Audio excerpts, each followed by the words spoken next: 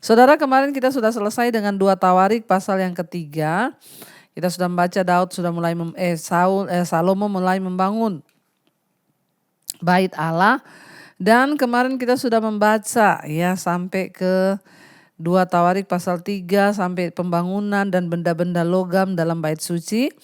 Sekarang 1 Tawarik pasal yang ke 2 Tawarik pasal yang keempat, tapi karena itu hanya tentang ya benda-benda yang ada di bait suci, jadi kita akan lewati. Saudara bisa baca sendiri, itu tentang emas, perak, bunga bakung, simbol-simbol dan semua perabot-perabotnya. Ya, jadi saudara bisa baca sendiri. Saya akan lompat pada 2 Tawarik pasal yang kelima. Ya, 2 Tawarik pasal yang kelima di sana, maka dikatakan ayat yang pertama, maka selesailah segala pekerjaan yang dilakukan Salomo untuk rumah Tuhan itu. Kemudian Salomo memasukkan barang-barang kudus Daud ayahnya dan menaruh perak, emas dan barang-barang itu dalam perbendaharaan rumah Allah. Jadi ketika semua selesai dibangun oleh Salomo, bukan hanya membangun tapi Salomo meletakkan barang-barang ya peninggalan dari Daud, yang itu pasti barang-barang berharga, dimasukin semua ke dalam bait Allah itu dan diletakkan di sana. Ya, emas, perak, semuanya peninggalan Raja Daud ditaruh di sana, saudara. Ayat yang kedua, pentahbisan bait suci. Di sana dikatakan, pada waktu itu Salomo menyuruh para tua-tua Israel dan semua kepala suku, para pemimpin puak orang Israel berkumpul di Yerusalem untuk mengangkut tabut perjanjian Tuhan dari kota Daud, yaitu Sion. Maka pada hari raya di bulan ke-7 berkumpullah di hadapan raja semua orang Israel. Setelah semua tua-tua orang Israel datang, maka orang-orang Lewi mengangkat tabut itu. Mereka mengangkat tabut itu dan kemah pertemuan ya, dan segala barang kudus yang ada dalam kemah itu semuanya diangkut ya, dikatakan di sana ya, dan semuanya itu diangkut oleh imam-imam dan orang-orang Lewi. Bukan hanya menyelesaikan pembangunan ya, tetapi Salomo menempatkan semua perlengkapan-perlengkapan di dalam bait suci, bait Allah itu ya. Dan ya dikatakan di sana bahwa Daud ya menaruh barang-barang berharga milik Daud di sana dan mengangkat kembali tabut perjanjian, tabut Allah itu dibawa ke ya bait Allah yang dibangun oleh Salomo. Mengapa ada begitu banyak ya perhatian khusus atau perlakuan khusus terhadap bait Allah dalam perjanjian lama, saudara? Ya, karena bait Allah itu adalah simbol otoritas agama, dan bait Allah itu adalah cara Allah untuk memusatkan ibadah di Yerusalem untuk memastikan bahwa kepercayaan yang benar akan tetap utuh sepanjang generasi ke generasi. Yang kedua, bahwa bait Allah itu adalah simbol kekudusan Allah.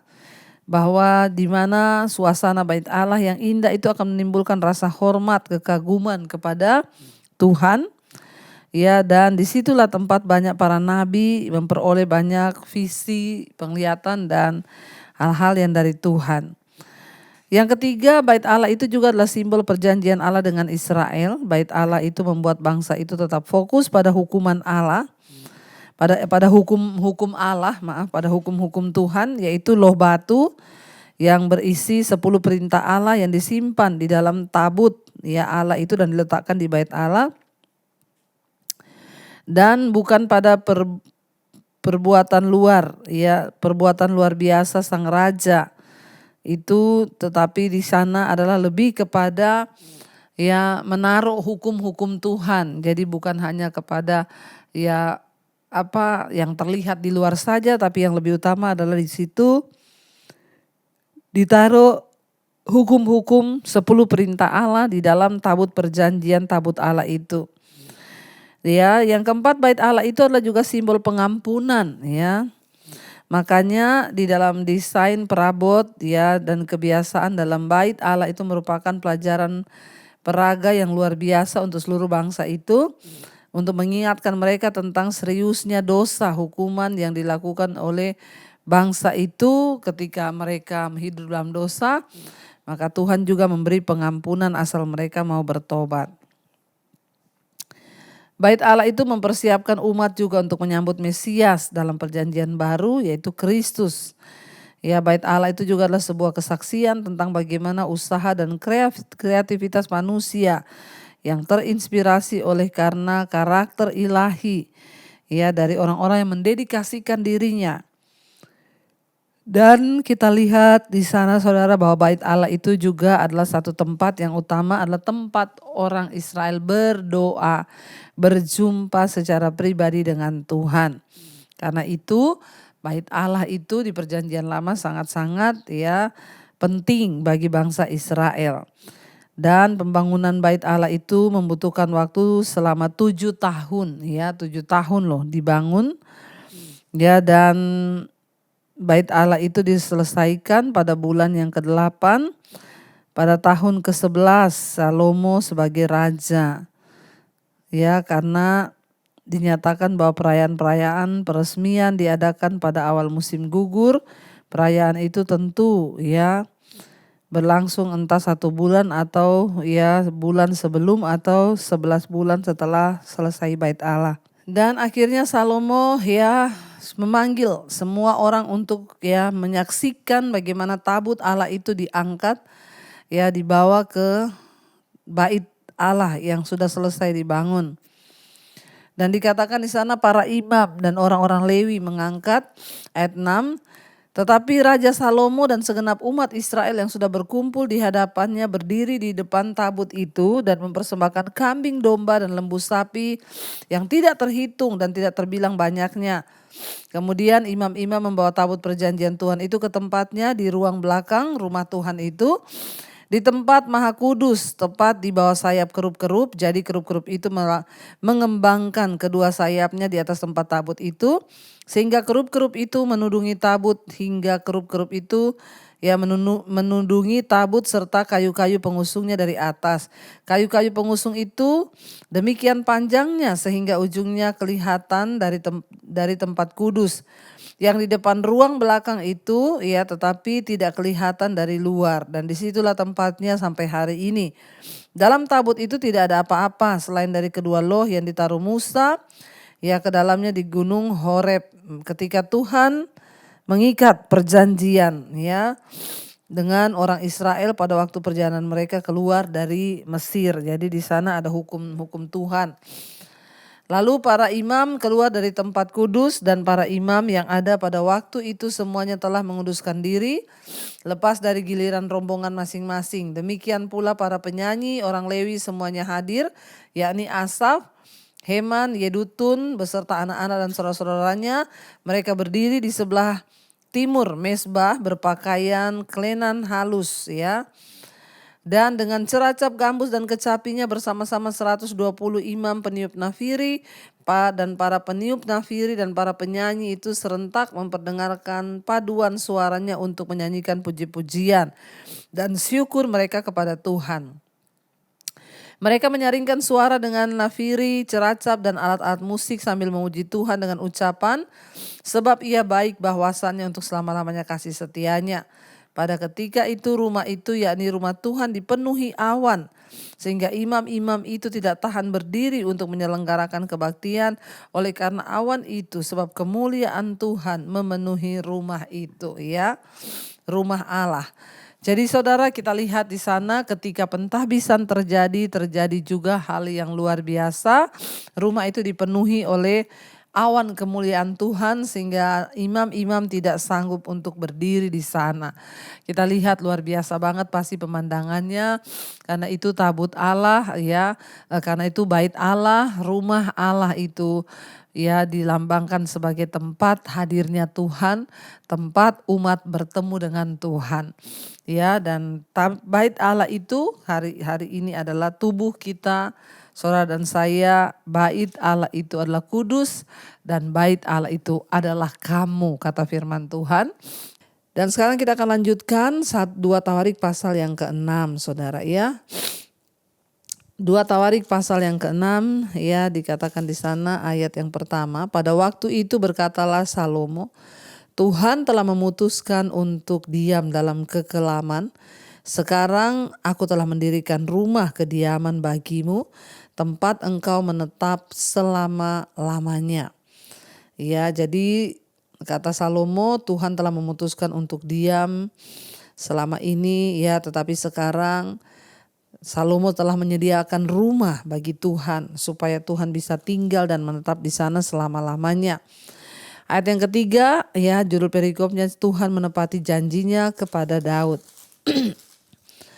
Ya, ayat yang ketiga Saudara, dikatakan di sana, kemudian berpalinglah raja lalu memberkati seluruh jemaat Israel, sedang segenap jemaat Israel berdiri.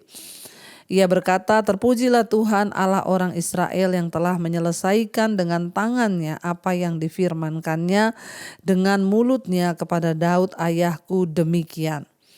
Sejak aku membawa umatku keluar dari tanah Mesir, tidak ada kota yang kupilih di antara segala suku Israel untuk mendirikan rumah di sana sebagai tempat kediaman namaku.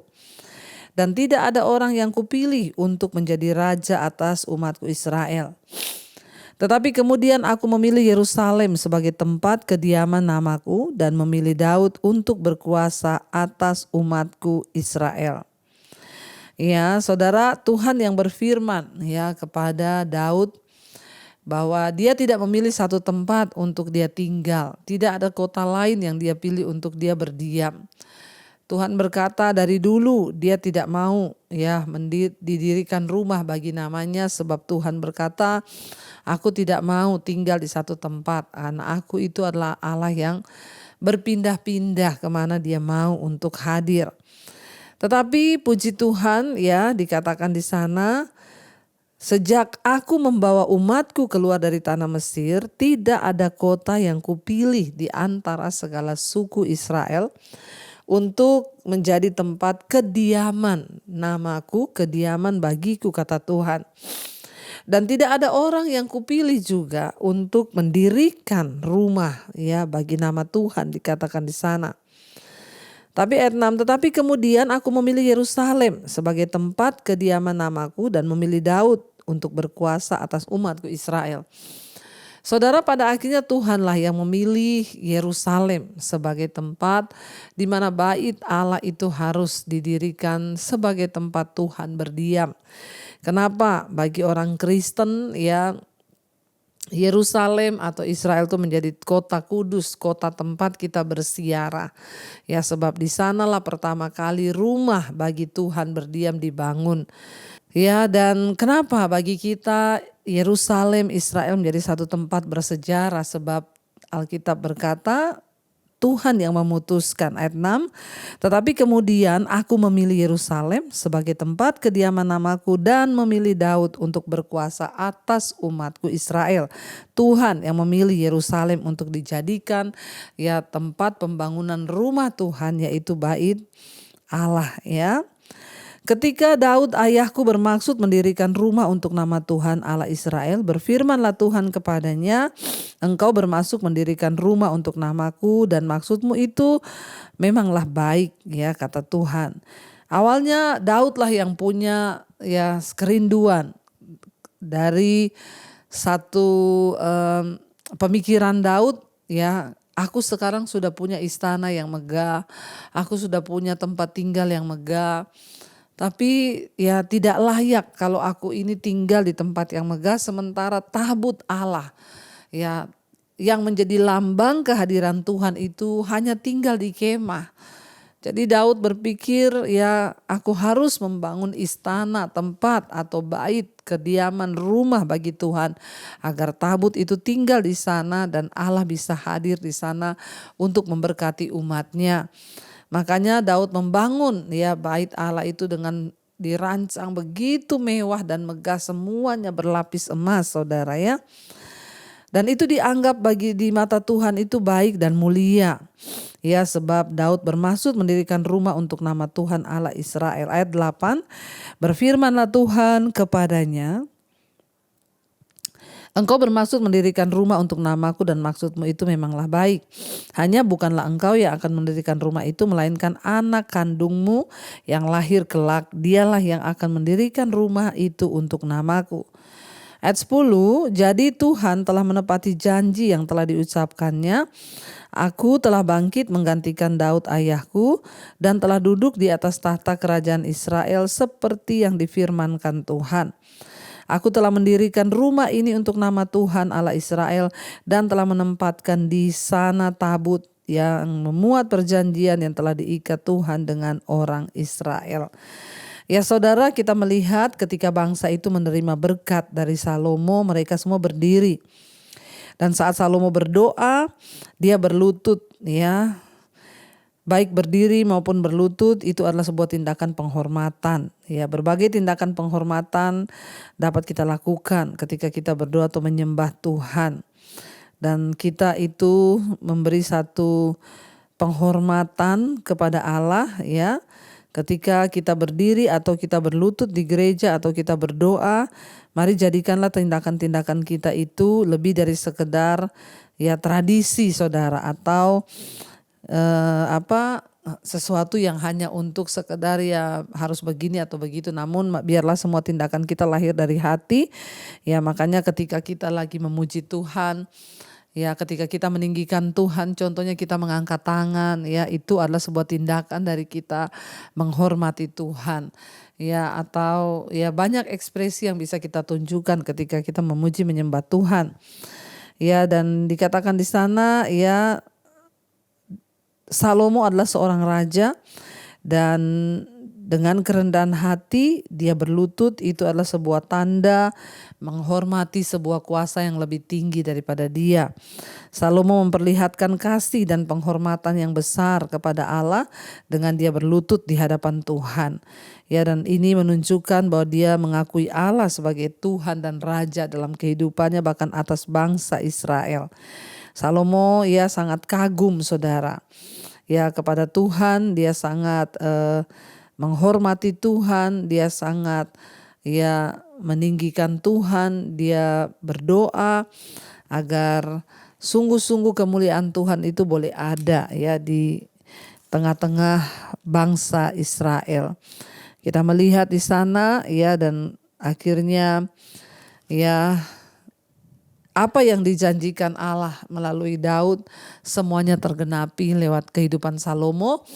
Dia adalah seorang anak yang pada akhirnya mendirikan rumah bagi nama Tuhan. Kita percaya bahwa ketika kita sungguh-sungguh mengasihi Tuhan, maka Tuhan juga lebih lagi sungguh-sungguh untuk ya menjadi satu-satunya Allah yang memegang kendali atas hidup saudara dan saya. Mari kita tundukkan kepala, kita satukan hati, kita berdoa. Terima kasih Bapak, kami bersyukur Tuhan mengajarkan banyak hal kepada kami tentang bagaimana kami harus sungguh-sungguh mengabdikan hidup kami kepada Tuhan, supaya janji-janji Tuhan boleh tergenapi dalam hidup kami. Seperti apa yang Tuhan sampaikan kepada Daud, digenapi lewat anaknya Salomo. Biarlah kami semua menjadi orang-orang yang menggenapi rencana Tuhan atas hidup kami. Ajar kami juga menjadi seperti Salomo yang menghormati Tuhan, menghormati Allah. Kami mengucap syukur buat hari ini Bapa, bahwa setiap kami anak-anak-Mu untuk hidup menghormati Tuhan. Bahkan kami berdoa apapun persoalan-persoalan yang kami hadapi di hidup ini, kami tahu ketika Tuhan pegang kendali atas hidup kami, Tuhan yang turut bekerja mendatangkan kebaikan. Berkati setiap anak-anak-Mu Bapa, mereka yang sedang dalam pergumulan, yang sedang ada dalam pencobaan, mereka yang sedang ada di dalam hal-hal yang mungkin tidak enak bagi dagingnya, biarlah mereka tetap kuat melihat, memandang kepada Tuhan. Bahkan yang terikat dengan dosa-dosa Tuhan lepaskan, yang terikat dengan kenajisan, percabulan, judi, yang terikat dengan kemabukan, rokok, homoseksual, lesbian, perselingkuhan, kepahitan, yang terikat dengan obat tidur, yang tidak bisa tidur, yang terikat dengan amarah, kekecewaan, dilepaskan dalam nama Yesus. Yang terikat dipulihkan Tuhan, bahkan setiap rumah tangga dipulihkan Tuhan. Suami-suami bertobat, istri bertobat, anak-anak bertobat. Kami berdoa juga untuk setiap mereka yang sedang terbaring sakit, Tuhan menjamah agar Nama Tuhan dipuji dan dipermuliakan. Letakkan tanganmu di bagian yang sakit, saudara, dan percaya dalam nama Yesus. Katakan, aku disembuhkan oleh Tuhan. Ampuni dosa pelanggaran kami, sucikan dan kuduskan hidup kami. Tuhan juga terus memberkati untuk setiap mereka Bapa yang terlilit masalah keuangan, hutang piutang, yang ingin menjual aset. Tuhan turut bekerja untuk mendatangkan kebaikan ketika kami sungguh-sungguh mengandalkan Tuhan. Terima kasih Bapa. Mari buka hati dan tanganmu, terimalah kiranya berkat, rahmat, anugerah dari Allah Bapa, cinta kasih Tuhan Yesus Kristus, penyertaan Allah Roh Kudus turun atas hidup kita mulai hari ini bahkan sampai kali yang kedua. Tuhan Yesus datang kembali menjemput kita, nama kita tercatat dalam kitab kehidupan.